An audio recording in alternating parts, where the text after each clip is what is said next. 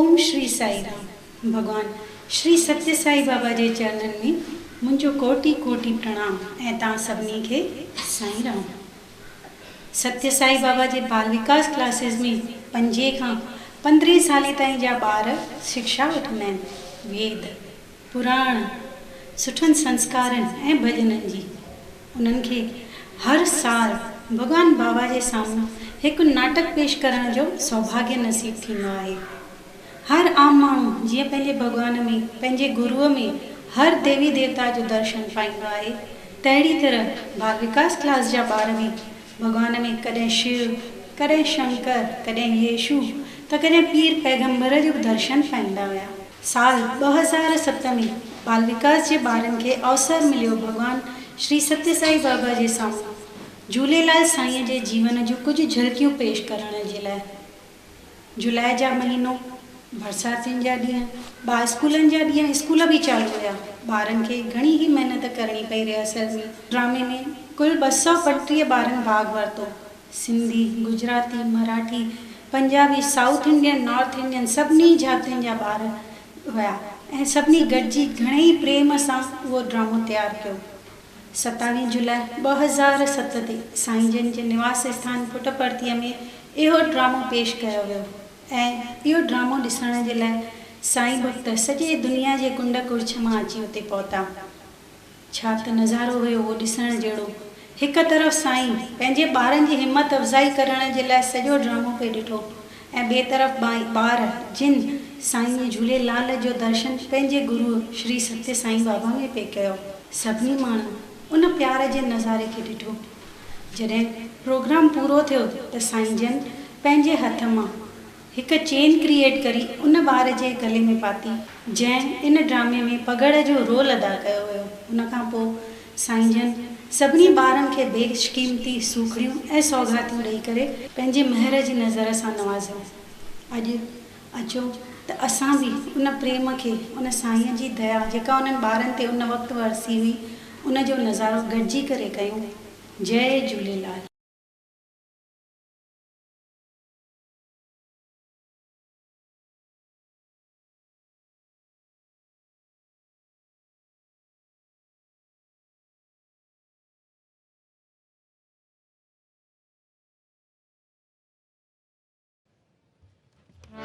युगों युगों से भक्त तुम्हारे, युगों युगों से भक्त तुम्हारे, तुझ पर है निहाल झूलेलाल झूलेलाल झूलेलाल। युगों युगों से भक्त तुम्हारे, युगों युगों से भक्त तुम्हारे, तुझ पर है निहाल झूलेलाल झूलेलाल झूलेलाल झूलेलाल।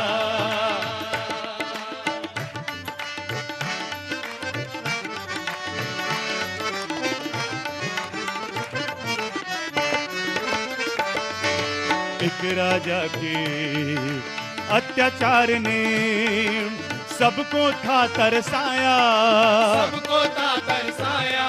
प्रभु झूलेलाल ने जन्म लिया फिर उस राजा को धमकाया, राजा को धमकाया। अवतार वरुण धारण करके,